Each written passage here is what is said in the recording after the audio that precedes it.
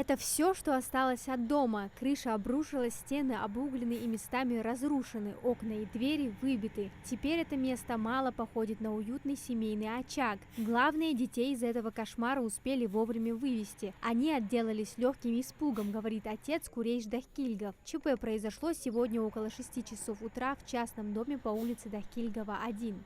В районе 6 часов резко Даргиждевна, Сомдиандр, может, по-другому было бы. Всех пожарных Хаихар, то, что успели взять с собой на руках, вынесли. А что, например? В первую очередь, Коран, с связанные документы.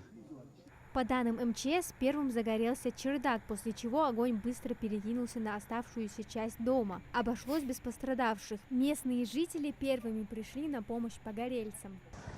Чем мы могли помочь? Я поехал за пожарными, они на окраине села, у них штаб. Задержались все-таки они.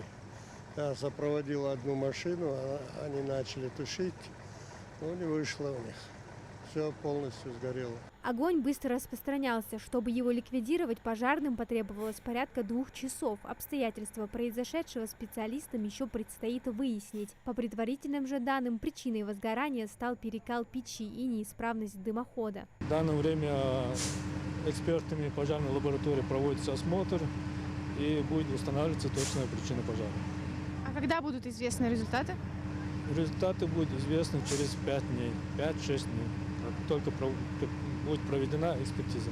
Ему больше 100 лет. Древний, так называют свой дом Курейш Дахкильгов. Ремонт здесь проводили неоднократно, но теперь восстановлению он не подлежит. Дахкильговых приютили родственники, их дом по соседству. В МЧС в который раз призывают жителей быть бдительными. По данным чрезвычайного ведомства, с начала отопительного сезона это уже 5-й случай пожара в частном секторе в Назрановском районе. Амина Зязикова, Сулейман Костоев, Магаз 24.